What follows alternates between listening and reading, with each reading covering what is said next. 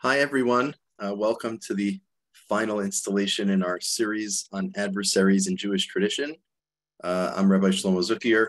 We're going to get started in just a moment. We'll let people have a chance to join.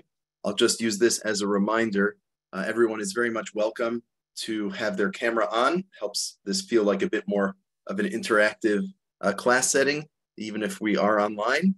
So everyone's invited to turn on their screen, and also everyone's asked to mute unless you're asking a question or something like that, just so that we don't have background noise. And if you don't mute, I'll mute you.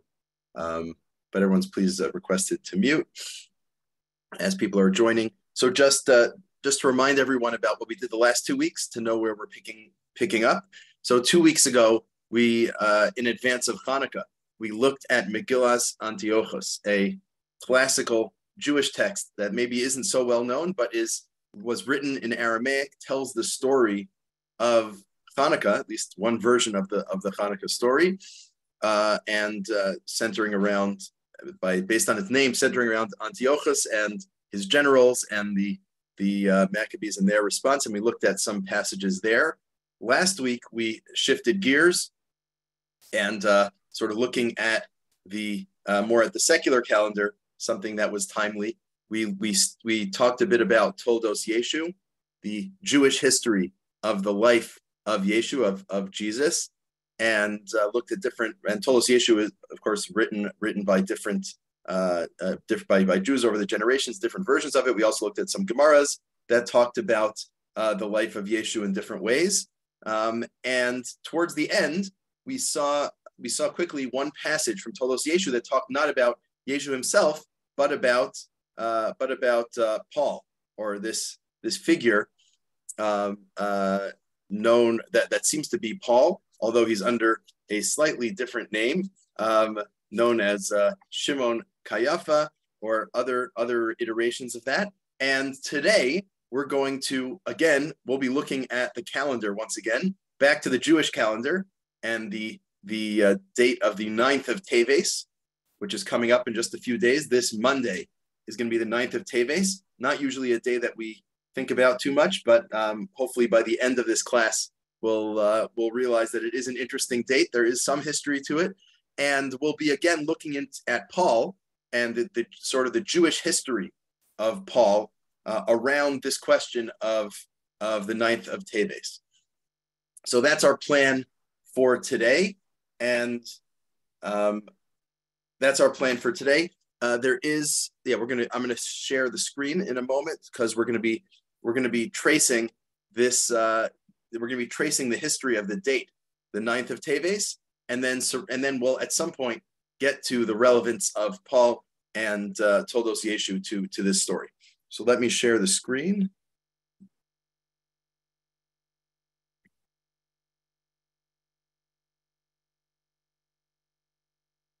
Hopefully everyone can see the handout, and let me just adjust this momentarily. So again, as was said, Adversaries in Jewish Tradition, Part 3, the 9th of Teves, and the 9th of Teves and the Jewish history of Paul. Because what we're going to be looking at, it's not going to be, sort of the secular history, not what a historian might tell you, but sort of the internal Jewish history, the way that different Jewish thinkers have thought about Paul. So let's jump right in. First, we'll start with a date that might be somewhat better known to many of you, Asar b'Teves, the 10th of Teves.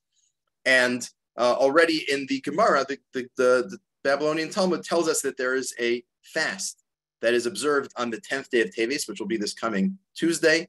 And it's based on a pasuk, a verse in Zuckier that talks about how there's 4 different fast days, Tzon HaRavi, Tzon HaChamishi, etc. And the Gemara says, Tzom HaAsiri, the fast of the 10th. What does that mean?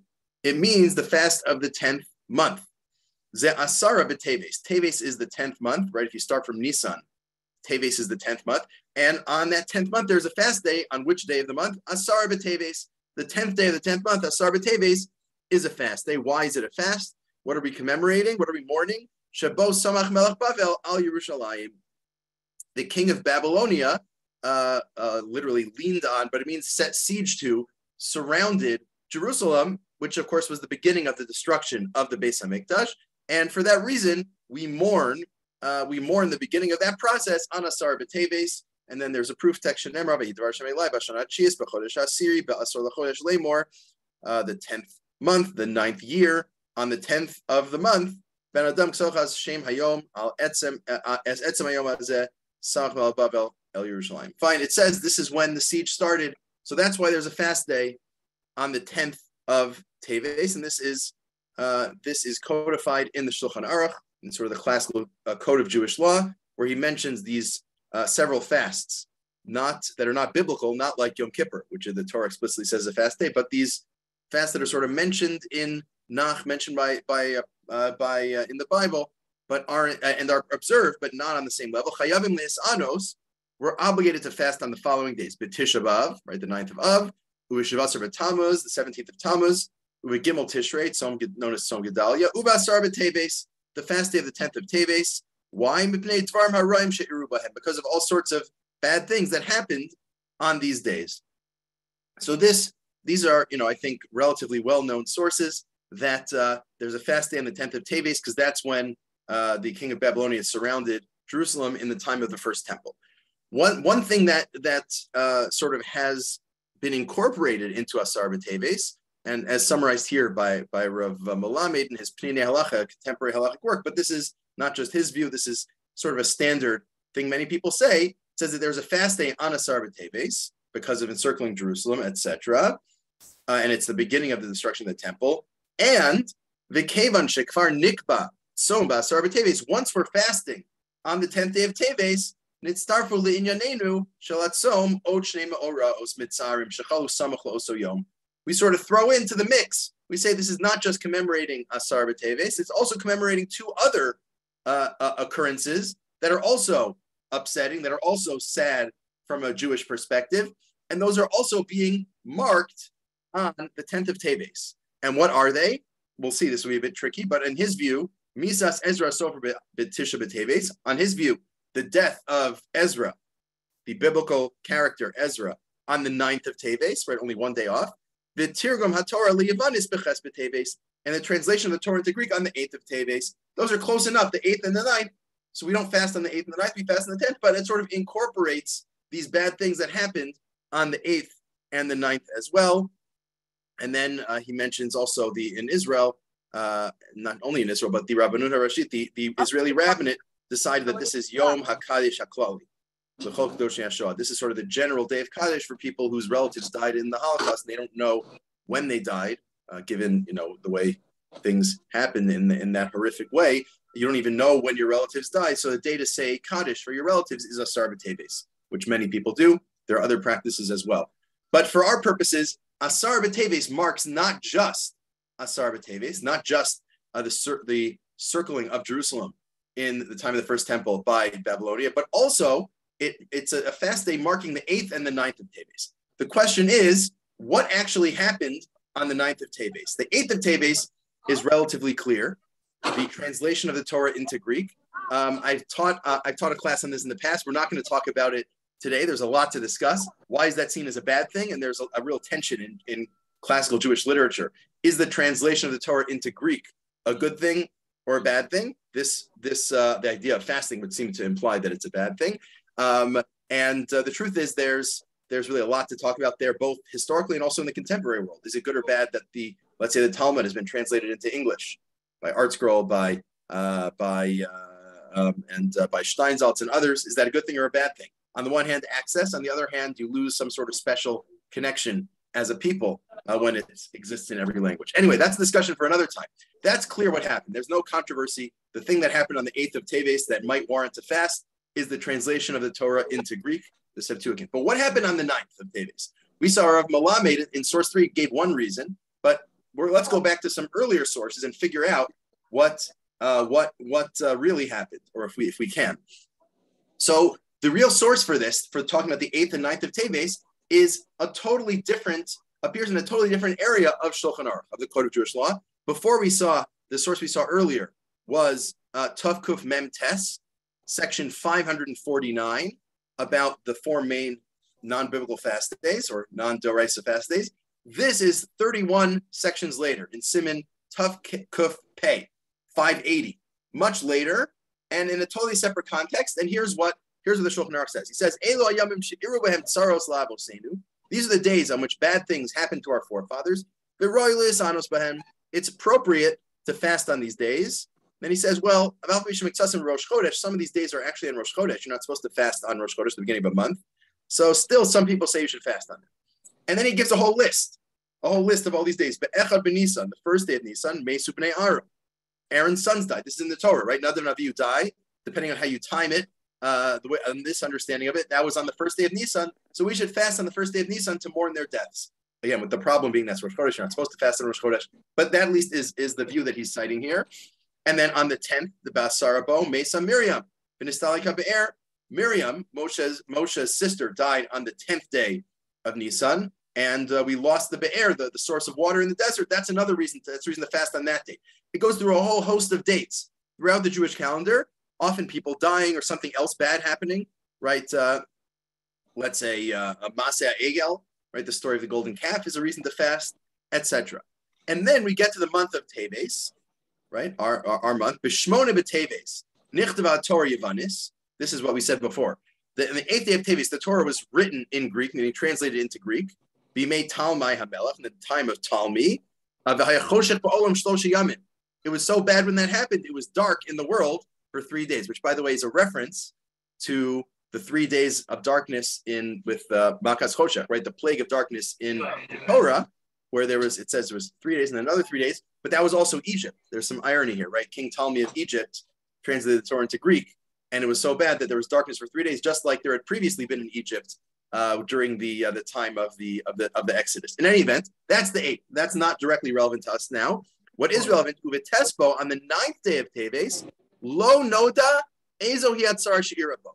People fast, but we actually don't know what bad thing happened on the 9th of Teves. Something bad happened. We don't know what it is, so you should fast. And then it continues, Hey Shvat, all these other dates, etc.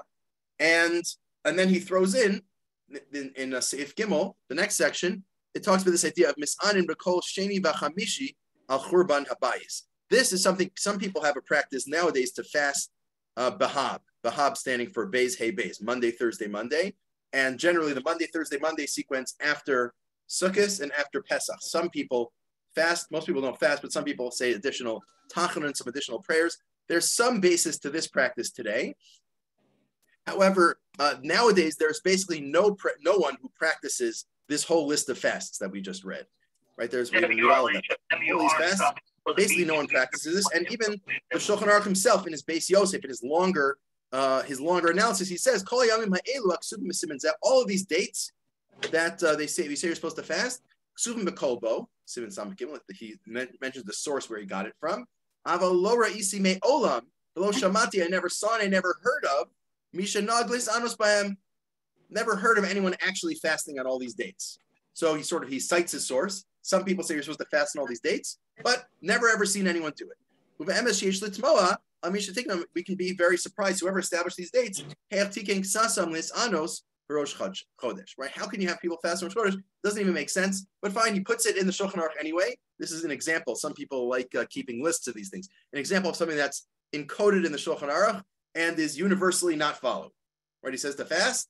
He says it's a good thing to fast on these days, and no one does it. Okay, but the truth is the 2 dates where people sort of do fast are the 8th and 9th of Teves. You don't fast on those days, but you fast on the 10th, and it sort of counts as if you fasted for those days as well. You're commemorating those days as well. So let's figure out, right? He said he doesn't know why, right? We fast on the 9th. We don't know why this date, what happened on this date to make it a fast day. So let's try to figure that out.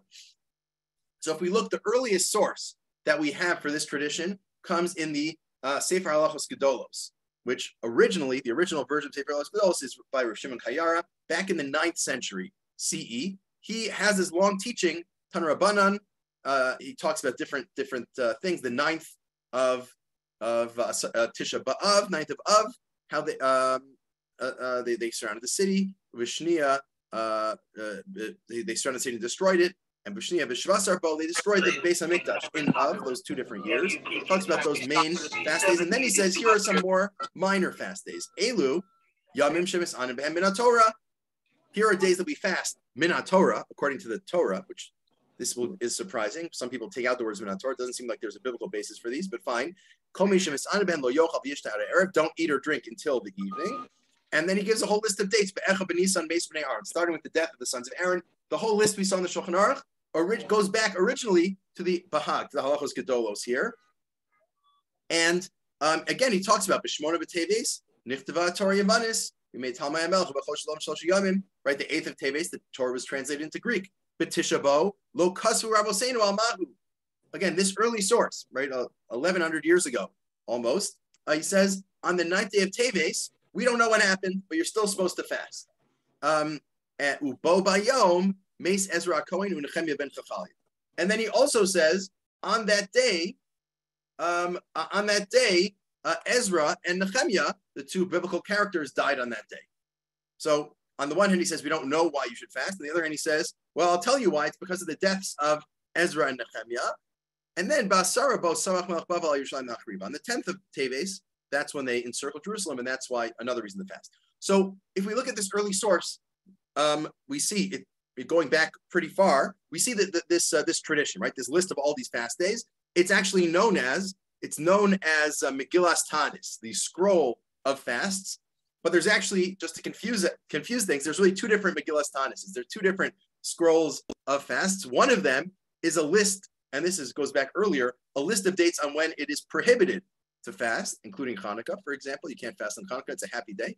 This list is a list of days when you should fast, just to make things complicated. In any event, it traces back to the 9th century, but it's a little odd. On the one hand, the 9th of Teves, he says he doesn't know why we fast on the 9th of Teves, and then he gives a reason right after. He says it's because Ezra died. So which is it? Do we not know the reason why, or is it because Ezra died? What's going on here? So let's continue, and we'll try to sort this out. So some of the commentaries on the Shulchan Aruch, recall, the Shulchan Aruch said this idea of fasting on the 9th, and he says we don't know why. He doesn't give any reason at all. So some commentaries say, what are you talking about? So the Taz says, Tema Gedola, a very big surprise, a big question, a big problem. Ha'isa b'slichos. We say in slichos, right, in the extra confessionary prayers on fast days, the slichos, shel yud b'teves, anasar b'teves. This Tuesday, many people will say slichos, will say these additional prayers. They'll say in those prayers, the betesbo, on the 9th of Teves, Mace Ezra Sofer. Ezra, the scribe, died on the 9th of Teves. We say that explicitly. What do you mean you don't know what happened on the 9th of Teves? We say in our slichos, in our supplementary confessionary prayers, we say that Ezra died. B'tzarchi and Rav. We really need to figure this out. Very confusing, very problematic. Similarly, the Prisha says, right, some people say on the 9th we don't know why, and he says, Sfarim Acherim, other books say that on the 9th what happened? Mace Ezra and Nehemiah ben Chachalia. Ezra and Nehemiah died. Those 2 biblical characters died. And the same thing in the piyut, in the slichos of Asar B'Teves. So I cited it here. Again, this may look familiar to some of you because it's traditionally read on Asar B'Teves. It'll be read by many this coming Tuesday. It starts with the words Ezkira Matzok Asher Karani.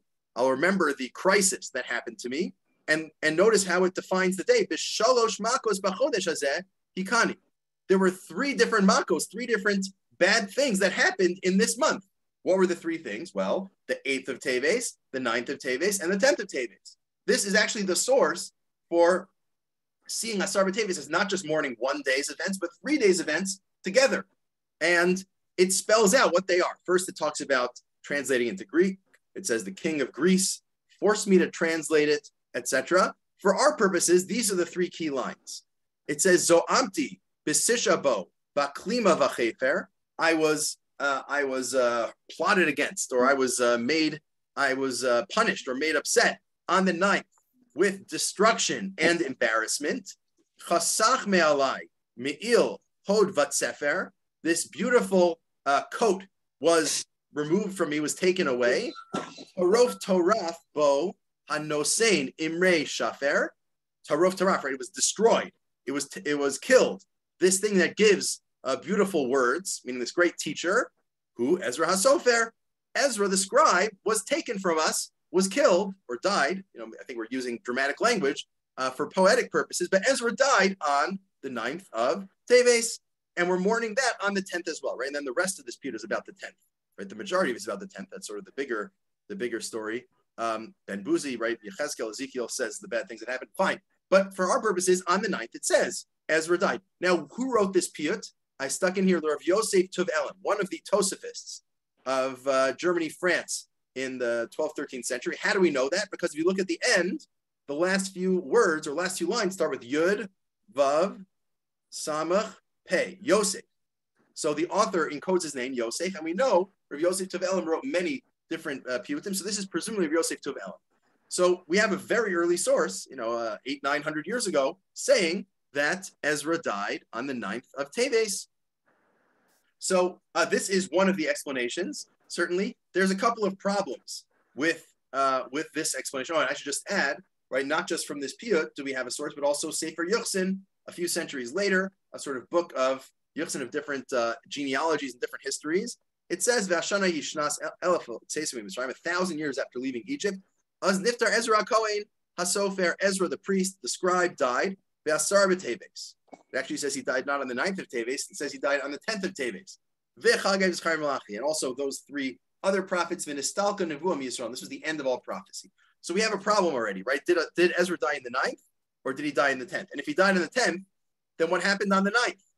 The Chida in his Birkei Yosef makes another point that complicates this possibility that Ezra died on the 9th day of Teves, which is, remember, we saw in the Bahag, he says, on the one hand, I don't know what happened. The rabbis didn't tell us what happened. On the other hand, Ezra died. So how can those both fit together? So the Chida says it must be that Ezra dying is not a sufficient reason to have a fast day, because that's why you need this other reason that we're not told. So apparently, that's not the real reason, according to the Birkei Yosef. So, and also from a sort of a historical, textual, critical point of view, right? It seems likely that the original text said not to fast, said that we didn't know the date at all, and then later on, someone added that Ezra died, and presumably the way that happened was right. The Bahag, which was in the non-Ashkenaz world, in the Sephardic world, didn't have this tradition. The original text just said we don't know what happened. Later on, in Ashkenaz, they had this tradition that Ezra died on the 9th or maybe the 10th, something like that, and they stuck in. They said, Ezra died around this time. This must be the reason to fast. But the original text presumably didn't have that at all, which is why we saw the Shulchan Aruch doesn't have anything about Ezra. He just says that someone died. We don't know why. He was basing himself on the original text. So there's some issues with saying that it's Ezra. Again, them being, what does it mean that we don't know what it is? If it says it's Ezra, or maybe Ezra really died on the 10th. One attempt to make this answer a bit better by Rav Yonasan Eibschitz. Back in the 17th, 18th century, he says, right, because the part you have this question, why is it a secret that Ezra died? Why not just say we mourn on the 9th of Teves because Ezra died then? Why say, we don't know why, we can't tell you, and then secretly someone found out it's because Ezra died? So he suggests Ezra hayabedorah kamo Moshe. Ezra was as great in his generation as Moshe in his. Moshe, as the Talmud says in a couple of places, the Torah could have been given by Ezra, just as it was given by Moshe. And that's why we don't want to create a cult of personality around Ezra. We don't want people to know too much about his death. So we covered him in the depths. And just like Uvamos Moshe lo yada ish kuraso, no one knows where Moshe is buried. Similarly, Rabbi was also covered by the great depths. Same thing here with Ezra. We don't want anyone to know when he died, because we don't want anyone to create a cult of personality around Ezra. He was so great that we try to hide the details of his death. Okay, not the most convincing, but at least there is this tradition that Ezra died on the 9th of Teves, and that's what the fast is about, although some people seem to specifically not have that tradition. Another possibility, the Sefer Yuchsin again, and here he's citing the Ravid of the 13th or so century, that they're talking about Shmuel HaNagid, the 10th century general and leader and Talmudic commentator. He wrote an important introduction to the Talmud, and says he was doing Fine, he helped support the different communities, etc. And then at some point he died. Nifta Rishnas Dalat Alafim Taf Tesvav. Ahmad Al Khan Rav Yosef Alevi Beno Hanagid. His son Rav Yosef, also known as Rav Yehosef Hanagid, took over for him, and this is in Granada, right in Spain. His son took over for him, and says he inherited a lot of his father's good qualities. He was slightly less humble than his father. Otherwise, he was just as good, because he was very rich. Fine, he didn't suffer in his youth, so he was more haughty in his adulthood. Whatever it is, Vaikanu bo Sarne Plishtim, the leaders of the Philistines, which means, some sort. It doesn't literally mean Philistines. It means some sort. He had some enemies that were jealous of him. Anchenerag, and then they murdered him. When did they murder him? B'yom Shabbos b'tes b'teves shnas dalav taf kaf zayin. He was murdered in 1066 on the 9th day of Teves. So what happened? Huvakol Granada. So everyone came to see his great Torah. Medina, he had this huge funeral procession of whole ear v'ear. The Od Mimer Basina Kadmonish Custom Megillas Tanis, Betes Beteves, Lo Yadu Amahu, Mikansha Kivna Baruch HaKodesh, Liom Zeh. So he says, right, he died in 1066. We know a couple hundred years before, in the Bahag, it already had said that 9th of Teves is a day something bad happened. We don't know what it is. You should fast then. How does that work? So the Ravid and the Sefer Yochsin quoted him say, well, this date was decided based on Ruach HaKodesh, some sort of a divine spirit that convinced the rabbis to make this fast day for a reason unknown. And now, hundreds of years later, now that Rav Yehosef Hanagid died on the 9th day of Teves, we know the reason. It was because he was going to die on this day. It was prophetic, right? So for all these years we've been fasting on this day. It was because of some sort of knowledge of the future, and people didn't even know. Somehow the rabbis knew to make a fast on this day because in the future, Rav Yehosef Hanagid would die on this day. Now, some problems with this answer. Number one, it's a little odd. For hundreds of years, people were fasting for something that hadn't even happened yet, right? That's a little unusual. And also, I'm assuming most people on this call, if not everyone, has never heard of Rav Yehosef Hanagid before. He's significantly less famous than his father, Rav Shmuel Hanagid. And Rav Shmuel Hanagid, we don't fast for his death. He seems to have been a good guy, apparently not even as accomplished as his father. And right, as Ruth said, then you should have to fast every day. Someone died every day, right? So every day should be a fast day at that rate.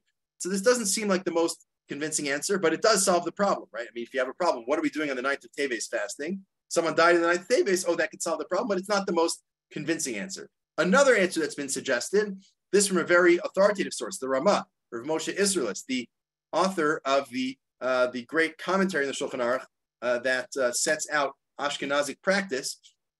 And he says as follows. If you look in Megillas Esther, right, in the book of Esther, it says, Esther was, this is Vashti, Ahasuerus' wife, is sent away. He searches for a new wife. They have a sort of a beauty pageant, not in an involuntary way, let's say, not the nicest way of doing things. And they says, and at some point, Esther finds favor in the king's eyes. So Esther is taken to King Ahasuerus, to his palace, sometime in the 10th month, the month of Teves, in the 7th year. Now, what date in Teves was this? The Pasuk doesn't tell us, but the Ramah has a suggestion. He says, the Amar Shelikichazo Paisa Bechodesh HaSiriyu, right? Taking her to the palace was on the 10th month, was in Teves, Chodesh Teves, B'Shana Sheva Machuso. Why do you specify which month it is? Leos Shebal Halachos Gedolos Kasav Kol Yome de Roilis Anos, because we know there's this date in Teves when you're supposed to fast. Because of Tes Teves Lo Kasav Al Mamis Animbo. Hilo Kasav Rabosenu Tamo. The rabbis never told us the reason why to fast on the 9th of Teves. Lachen Ka'amar Shemachas Esther Haisa B'Chodesh Asir B'Chodesh Teves. Right, so it says that they took Esther on this 10th month of Teves, and it probably means the 9th day. It's probably the 9th day, and this is probably the reason why you fast on the 9th day of Teves, because Esther was taken into the king's palace. Why is it bad that Esther was taken into the king's palace? Well, certainly according to the midrashic traditions, she was actually married to Mordechai. So if you're married to Mordechai and then the king takes you to be his wife, that's not good. That's sort of, she was sort of forced into adultery. Not good. So it's a bad time. It's worthy of fasting. This, of course, is not the Tanis Esther that we have the practice of fasting before the day before Purim. That's actually a later, relatively late practice. Meaning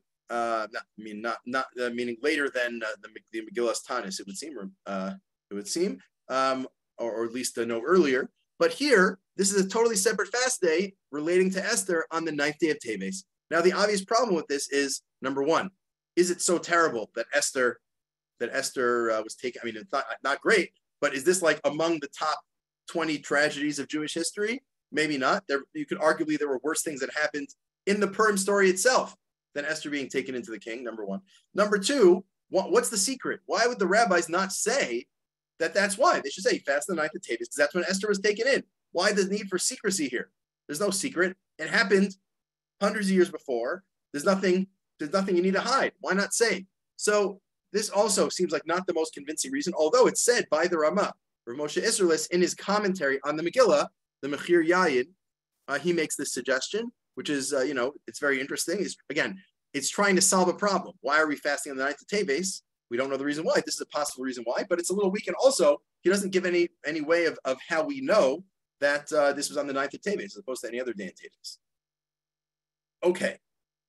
So those are some suggestions. Again, the Ezra one seems to have a fair amount of basis, although it doesn't seem to have been known by the original author of the source. And then we saw the death of Yehosef, of Rabbi Yosef HaNagid, not the most convincing, and the taking of Esther also not the most convincing. So now we'll look at two different approaches, both relating to some of our important characters, our adversaries that we've been discussing, and we'll start with Yeshu. Again, Jesus, as we discussed last week, the suggestion is made, Tosfos Chadashim, a commentary on Megillas Tanis, on this list of days to fast. He says, Vishamati, B'Shem Gadol Echad, I heard in the name of some great rabbi, to us, then, on the 9th of Teves, Nolad Osoa Ish.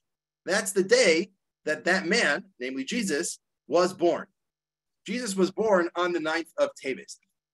Now, this is suggested, I think, by another commentary. These are commentaries from the modern period. These don't date back that far, but also some academic sources. Leopold Suntz, the founder of modern academic Jewish studies, as well as others, Shlomo Rabbi, Shear, and others make the suggestion too. If you see, you don't need to actually know German to see a couple of relevant points. You see the 9th of Tevet, right? The 9th day of Teves, that's what we're talking about, trying to figure out why there's a fast day. And he notes this source, where he says, you'll see here, 25th of December, right?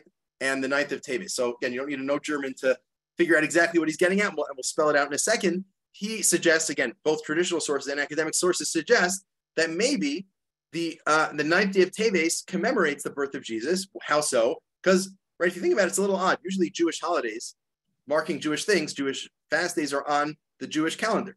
But last week we talked about this idea of Nittel Nacht, right, of not studying Torah, the night of December 24th, Christmas Eve.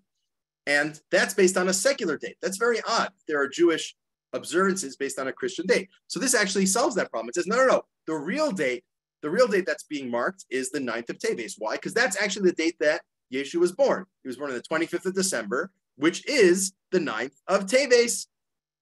And as we'll see in a second, this book, the Sefer Ibur, which is about different calendaric issues by Rav Avram Ibn Barchia from the 11th century Spain, he makes this suggestion that that the timing works out like this. Let's take a look at his suggestion, and then we'll try to see if it can be made to work. So there's an issue here he's talking about more broadly, which is what year was Yeshu born in? Obviously, according to the classical Christian approach, he was born in the year 1. Oddly, not the year 0, because there is no year 0. He was born in the year 1. But anyway, there's an argument as to whether that's accurate or not, but let's leave that aside.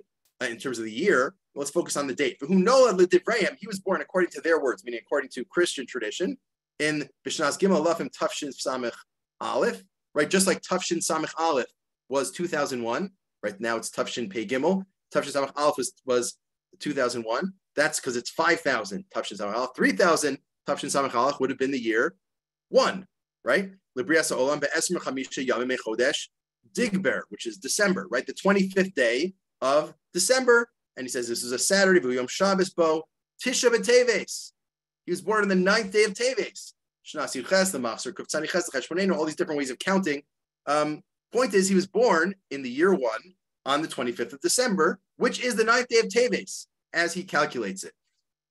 The Roy who Hayom Hazel Lehivali Bo Rashas in Devrei Emes, and this is the appropriate day for him to have been born if their words are true. But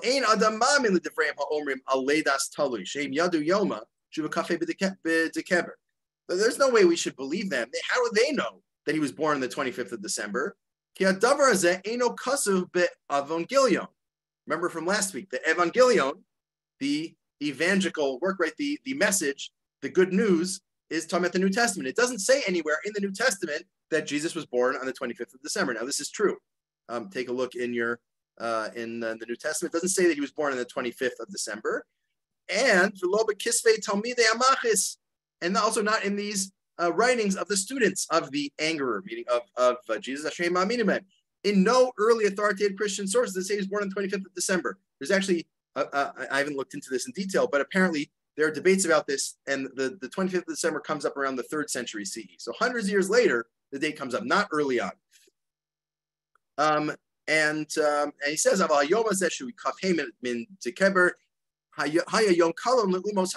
what's the real history of the 25th of December?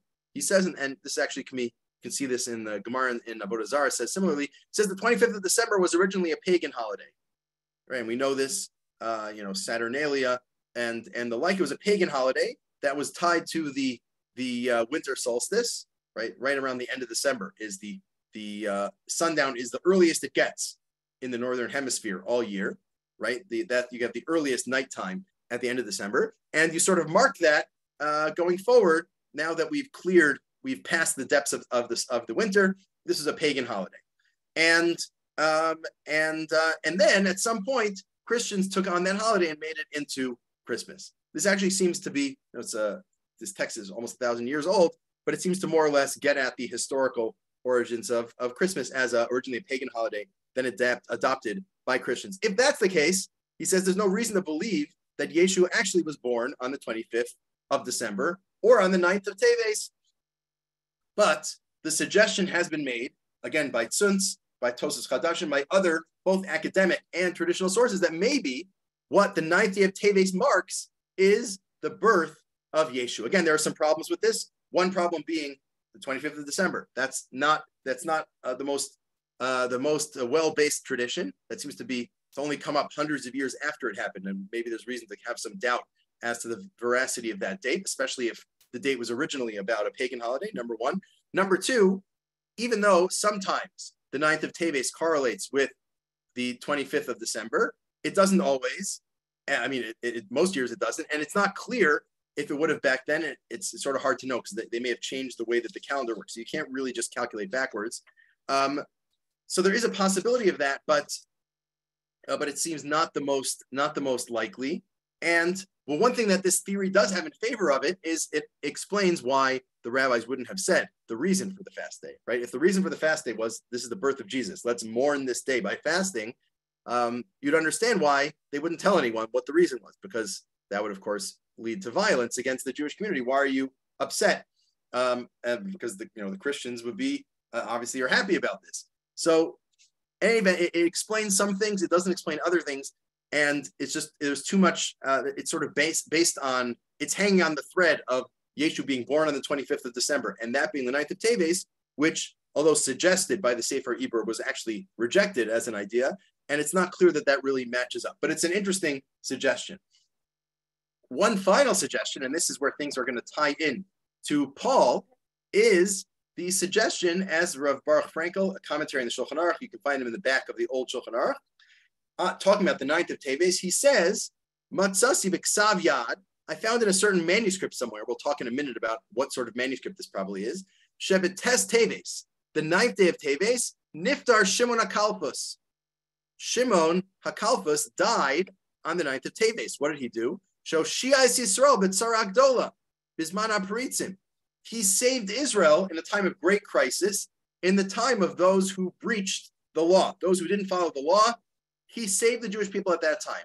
Therefore, Nikba Yom Yisasu Letanis Olam Yerushalayim. In Yerushalayim, in Jerusalem at the time, when he died, they said his death should be a fast day for all time to mark his death. So note the inversion here, right? The previous answer was the day that Jesus is born is a reason to fast because it's a terrible thing. Here we're suggesting the day that Paul died is a reason to fast because he was such a wonderful person, right? He was not terrible, he was great. So that's interesting. In what sense is Paul seen by Jewish tradition as a great figure? We'll see that in a moment.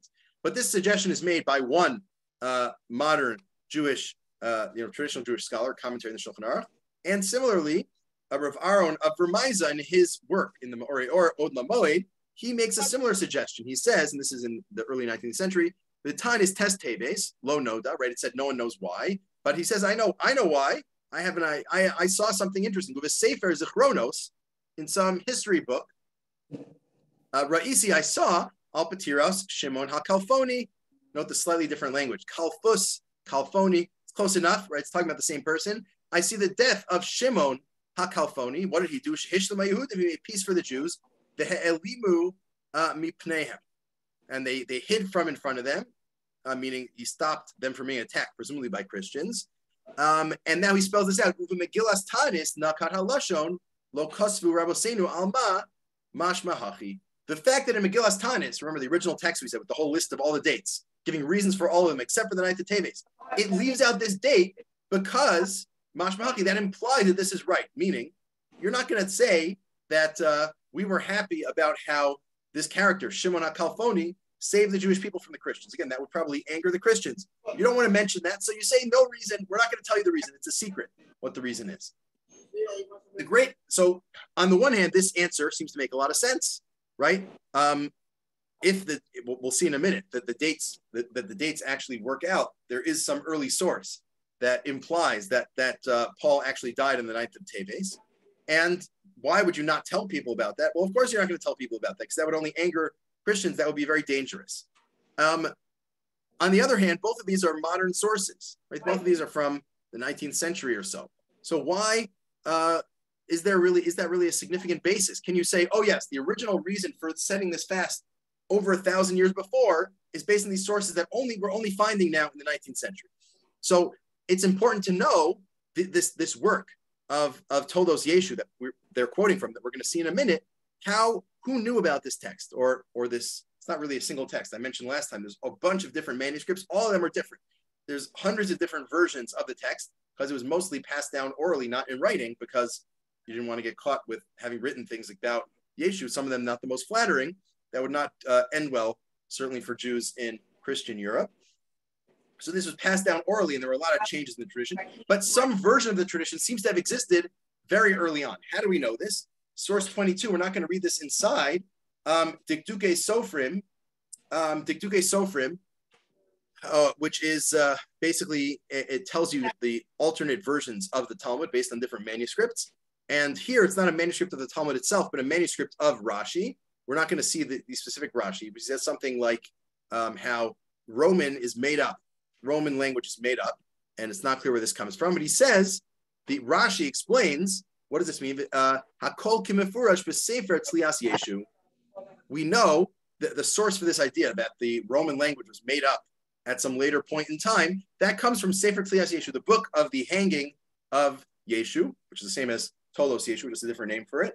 Rashi, back in the 11th century, already was aware of Toldos Yeshu, some version of Toldos Yeshu, and these very elaborate stories that it comes from. So it seems like this tradition, again, you can't know these things for sure, but presumably this tradition about Shimon HaKalfos dying in the 9th of Teves that we'll see in a minute, presumably dates, there's a good chance it dates back to the time of Rashi, the 11th century, and it's only a bit further to date it back to the source of Megillas Tanis, let's say 200 years later or more, but it's a lot closer. It gets you a pretty far chunk of the way back. Now, let's figure out, he's quoting this Toldos Yeshu. Let's look at one version, maybe the most prevalent version of Toldos Yeshu. I included the front page here. Sefer Toldos Yeshua HaNotzri, the book of the generations, or the story of Yeshua HaNotzri, Jesus the Christian, and then it's in a Latin translation. But this was published by this fellow, Johann Jakob Huldriko, in the early 18th century. So this is a book, right? This is published. And actually, we lost the manuscript this was based on. So we only have the published version of this, not the manuscript. We have many other manuscripts of Toldos Yeshu that are not exactly the same as this one. But in some level, this is one of the better known versions of the story. And as we'll see, this will be very important for figuring out our story. Let's jump to the part that was just being paraphrased, and then we'll maybe go back and look at a couple of fascinating other passages. It's towards the end of the work. There's 22 sections. This is in section 21. Let's see if I can find the exact place. Hold on one moment.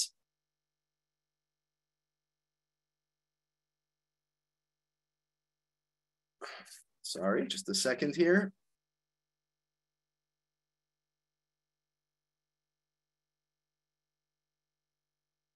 Here, okay. So it says, Lo Yamu Shimon Mechatzar Melech Ad Misa. So Shimon, our friend Shimon Akalfus or Akalphoni, became good friends with the king at the time until his death. And then we talk about his death by Yamos Shimon. Shimon died. Again, and we're going to say Shimon is this Paul character. He died. Vayis Ablu B'nei Yisrael as Shimon. The whole Jewish people mourned him. Okay, again, this figure that's basically based on Paul is mourned by the whole Jewish people. We'll figure out why in a second. V'kavu Yom Misaso Lis Anos B'chol Shana V'Shana, and they set his death, the date of his death, as a day of mourning every year. V'Utes Yamin B'Yerach Teves, the 9th day of the month of Teves. So this is an explicit source. Again, this was published in the early 18th century, but it's based on traditions that go back, at least 700 years and maybe even more before then. So maybe this goes back, to one of the early centuries CE, that the day that Shimon HaKalfus died was set up as a day of mourning on the 9th of Teves. That might solve our problem. Now, why would it be that Jews would mourn the death of Shimon HaKalfus, who seems to fit with Paul? What's the logic for that? So if we look at some of the story here as it's told, so this is, again, we're picking up mid-story, but this is after the death of Yeshu, and there was all sorts of fighting. Misgaver Mal Yisrael, Israel was being overridden. Hirbu Apritzim, those who broke the law, meaning the Christians, were increasing and were attacking. And they said, what do they do? Vayishlu Yehuda Eich Lasos Hadavar. Right? They ask you, what should we do? He says, Hine Dod Jesus, who Shimon HaKalfasi. The uncle of Yeshu is this figure, Shimon HaKalfasi. And as we spoke about last time, Kalfasi related to Kalfas, also related to Kippah, meaning rock, and also Kephalas. So there's reason to associate this figure based on with some of the early bearers of Christian tradition. Now let's see what he does. Shimon Kalfasi Zuckier Supanim. He was elderly. He was well respected. Remember last time, the whole way that Yeshu did all of his miracles was by manipulation of the divine name. Now these rabbinic elders said, we have the divine name. Let's give it to Shimon HaKalfasi, and in order for him to somehow save us, to save the Jewish people. How so? He goes to the city. He does miracles using the divine name. He says, I did these miracles based on Yeshu. I'm following Yeshu's path. That's how I'm able to do miracles. And they thought that he was actually doing that. And the truth is, lo yadu anshe aisha al dasu b'lashon chachamim.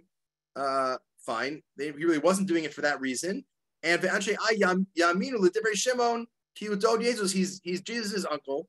He's doing these miracles. They said, this is the next leader. We should follow him. And what did he say? Vayomer Shimon lahem sheYezus tziva shelo yilchamu im Yisrael. He told them, don't fight with the Jewish people. Ki Yezus ba'atzmo yinkom Yisrael. Leave that alone. Let Jesus himself take vengeance. You don't need to fight. And they found they sounded acceptable to them, and they therefore, right? They said this is the whole plan, that he would go and teach them this, and it worked. And the Esalam chukim lo tovim, he says also, I'll make them these bad laws, meaning I'll change the Torah for them. They won't keep the Torah. Al Yisrael, I'll end the war. And then they swore that they would do that. And then he went ahead and did that. And that ended the war. And as we said last time, right, in the early days of Christianity, Christians were just Jews who also believed in Yeshu. But otherwise, they kept the Torah. At some point, historically, there was a split where Christians stopped keeping the Torah and started, the date, we talked about this last time, we'll see it in a minute as well. Saturday, the Sabbath moved from Saturday to Sunday, right? Different holidays. Instead of celebrating Pesach, they celebrated Easter, and at some point the date for that was moved. They stopped circumcising. A lot of these changes were prescribed, according to the Christian scriptures, were prescribed by Paul. But according to Tolos Yeshu, what we're reading now, they were prescribed by Shimon HaKalfos, which leads us to believe Shimon HaKalfos is essentially Paul. It's the figure of Paul with a slightly different name. And let's look at a couple of his teachings to them, which are really fascinating. And one of these we saw a reference in terms of inventing the language, right? We saw this idea that the language was invented by others. So it says here, Vayeshane es ha'alef beis, likro b'shem acher. One of the things that Shimon Kalfas did was change the alphabet from Hebrew to something else, to something different. Al pi remez, and he had all sorts of secret hints with this. So listen to this. This is amazing. Shakol mashehu mitzavehu sheker. Everything he commanded was a lie. V'zehu aleph beis. Here is the aleph beis that he invented. Listen along or look along. Aleph or a, right? A. Ba, B. C or C. D, E, F. They don't have a G. They have an H, a Ch for H. Yud, Y, K.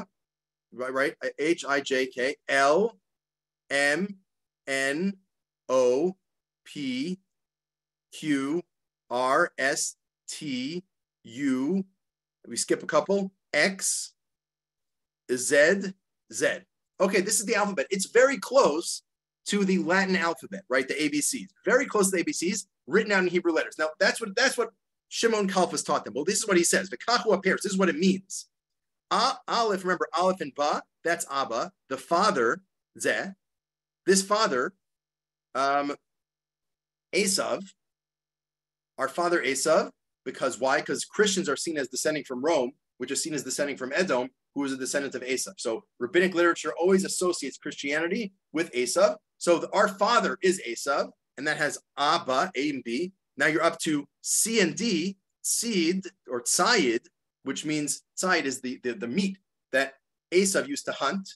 Ve'ayef, Ayef, which is the E and F, right? E and F. So Tzayid ve'ayef. C, D, E, F is the hint for Tzayid Ayef. That shows that our forefather, Esav, made Tzayid and was Ayef. Those are both biblical terms describing Esav. Haya. Okay, that was our forefather Esav. V'hine banav ma'aminim. What about his children? They believe in Be'ezus. They believe in Jesus. What's Jesus? Remember, where are we up to in the alphabet? We're up to H, I, and Kaf, right? Or Ches Yud Kaf. So he was Chai, right? That's Ches Yud, right? He lived Ke El, right? Ke El, like a god. He lived like a god. He was a human who lived like a god. Sounds like Christian theology to me. And then he throws in Tipach Rucham, right? The author of this work says, that's terrible. We don't believe that. But okay, but how does he believe? How is he like a god? How does it work that Jesus is like a god? Key, because remember, what are we up to? LMN, right? Le'el, to a god, M-N. Aim, ain. There is no mother to a god. Gods don't have mothers. What does that mean? Yeshu didn't have a mother. He was born without a real mother. He was born somehow supernaturally. Well, Jesus, yesh aim. So he does have a mother. So it's complicated. He did have the claim was he didn't have a father. But we said real gods don't have mothers. So he's sort of undermining at the same time as he's teaching the basic theology. So how does this work? And remember, what are we up to? M-N-N. We're up to O-P-Q-R-S, right? O-P-Q-R-S. Ella, O-P-Q-R-S. Apikores. Apikores, which means a non-believer, right? Someone who rejects. So he's saying that someone who says this is an apikores, a non-believer. Tu, right? Ta'u, to veer, to go off the path. and then we're up to X and Z, ume'akesh umezid, and someone who's being stubborn and intentionally defying the Torah, who kamo Esav she'achal nazir, again with the Z at the end, Esav, who ate the nazir, the stew. And so this really is fascinating drash of the Latin alphabet using Hebrew and biblical themes. This was all invented by Shimon Kalfas. This is one of his teachings. We are very short on time, but I couldn't pass this over. This is one of the more brilliant things I've seen basically ever in terms of the reading of this. Of course, this is a Jew, right? Again, this is part of the Jewish history of Paul. This is a Jewish reading of the things that Paul, also known as Shimon Kalfas, taught to Christians, that at the same time as it established their theology, it also undermined it at the same time. Last week we saw an example of that also with the Even, with the Av, Ben, and the Ruach HaKodesh, right? The Father and the Son and the Spirit. Where really it's Evon Gilion, right? Gilion Ruach HaKodesh. Fine. We saw another case where he taught Christian theology, but again, not for real, but in a way that it both accounts for what Christian theology is and for the fact that he wasn't really doing it for real reasons. He was doing it as like an insight, as a spy, to try to get Christians to diverge from Judaism. Okay, so let's jump to the end. Right, it talks about sort of what happened after Shimon Kalfas' death. Notice the word pritzim was mentioned by one of the sources. He says he saw a manuscript that talked about how Shimon Kalfas saved the Jews from the pritzim. So it's clearly referring to this text. We see multiple references, the same name, the same pritzim, and the same idea of saving them by avoiding war. Fine. And the pritzim ended up marrying with the people of the city of Ai. They sent these different letters with the Evangelion, right? We know there were many epistles in early Christianity. They committed to follow this Evangelion, this New Testament. They undid the Torah of Moshe. They made Sabbath on Sunday. That's the day that Jesus was born. On this view, Ushar chukim ve'edim lo tovim, all sorts of other incorrect laws, meaning they changed the Torah, they changed their legal system. That was their way of diverging from the Jewish people, and that saved the Jewish people. That saved all of these wars. Fascinating. This is why Paul, Shimon Kalfas, is remembered for good, by shifting, by becoming the inside guy for Christianity. He led them to shift their theology, to diverge from Judaism, and therefore to stop, at least early on, stop persecuting Judaism. Now, it didn't solve things for all of history. There certainly were persecutions of Jews by Christians throughout history, but at least at that stage, he minimized it. Now, we only have 2 minutes, so we're going to do this very quickly. There is some scholarly literature on, different Jewish views of Paul, summarized here in different ways, right? It says Shimon Kefa, also known as Simon Peter, Shimon Kephas in John and Acts, but really it seems like a Paul type figure. It's sort of mixed together. He did different things to try to get them to diverge the religions, as we saw. It throws in there the possibility that maybe this Mishnah in Avos, is actually talking about Paul in a negative way. Let's look at this. Someone who desecrates the holy things, and we know early Christianity, there were teachings about rejecting the temple. Someone who degrades the holidays, let's say by moving the dates of the holidays, as Paul allegedly did. Someone who embarrasses their friend in public. Someone who undoes circumcision. We know Paul famously says you shouldn't circumcise. That was part of getting Judaism diverged from Christianity. Avram of blessed memory. Someone who interprets Torah improperly in an embarrassing way. Even though this person has Torah knowledge, has good deeds, still ain't no chelek l'olam haba. So some have suggested this is talking about Paul, right? Paul, he did all these things. He changed the Torah. And maybe this view would say he wasn't doing it for the right reasons. Maybe he was doing it not as a double agent. But he did all these things. He changed the Torah in all these ways, even though he's knowledgeable, even though he did good deeds. Ain't no chelek l'olam haba. He doesn't have a place in the world to come. So maybe that's talking about Paul, even though it doesn't say anything about his name. But that's possible. There are other sources in Jewish tradition that have a positive view of Paul. Well, just one more minute and then we'll finish up. Sefer Hasidim, 13th, 14th century Ashkenazic work. Yehudi Shehemir Mechan Lo Shem, a Jew who converts to another religion, we give them a nickname with the idea of degrading them, according to this source. Kimom Yosem, etc. Fine. If his name is Avram, you call him Ephraim. Okay.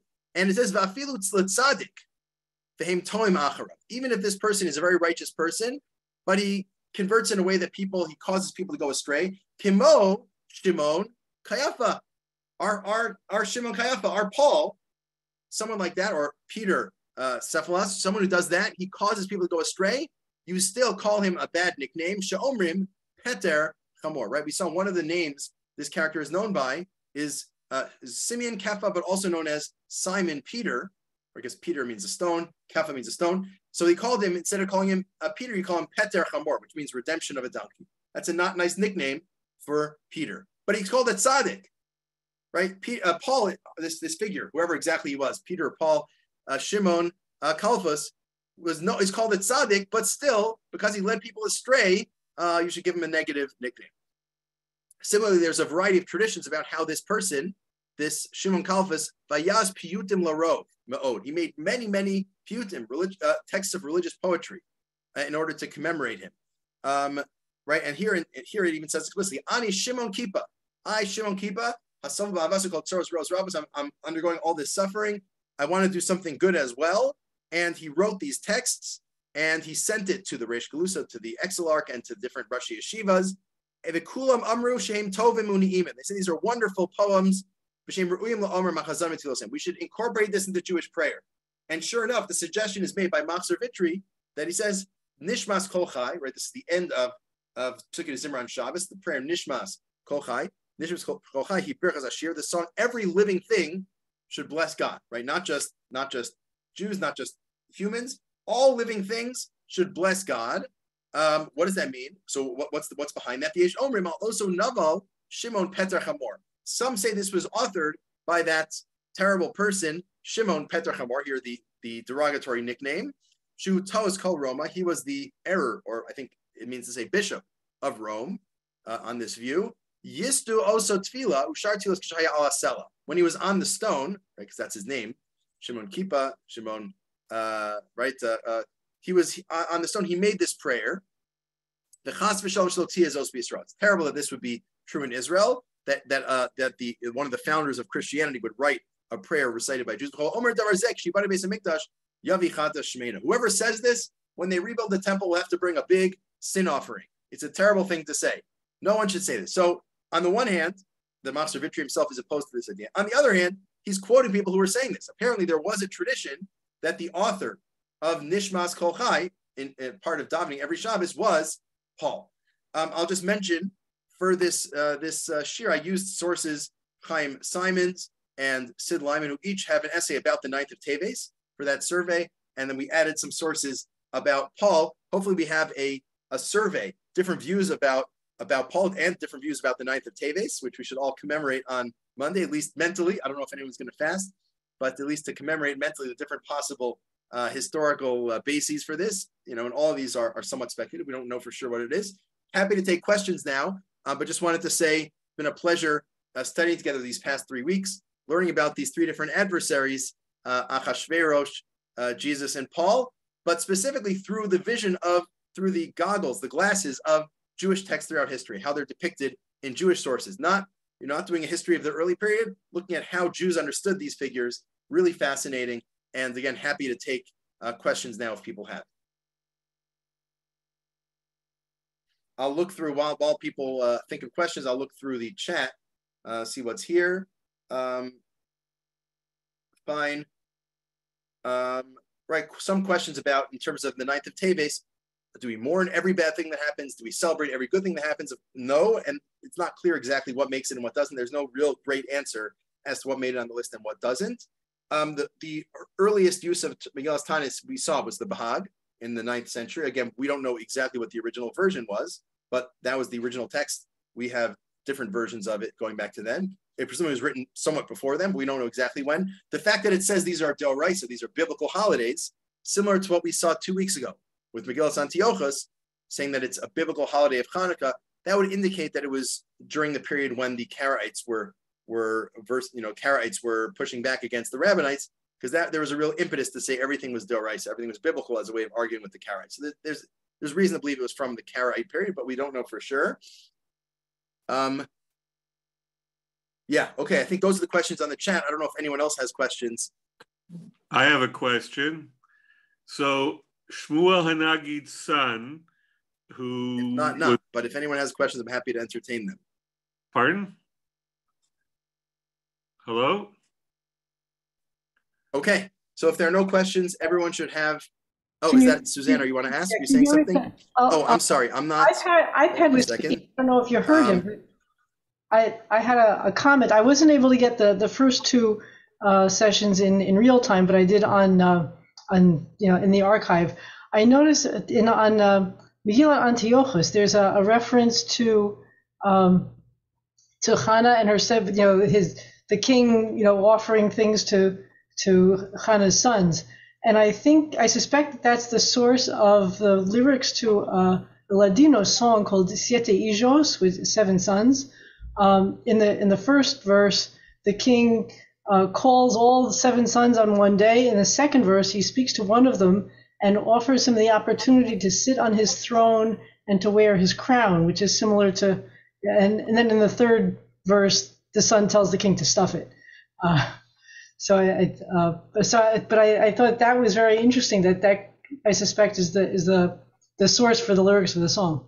Interesting. Yeah, it could be. And I mean, there's also, I never looked into this fully, but I think some of my friends have done some research on this. There's a very complicated history of Yehudis, of Judith and her 7 sons, and the Hanukkah version of the story. And there's a version of Judith in some texts that were preserved by Christians, and it ties into the Yael and Sisera story. So you'd want to trace all the different possible sources and see what came from where.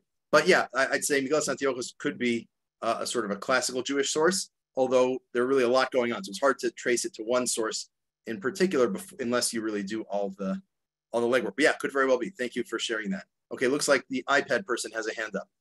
Yes, I still have a question about Shmuel Hanagid's son, who allegedly we knew ahead of time that he was going to be murdered.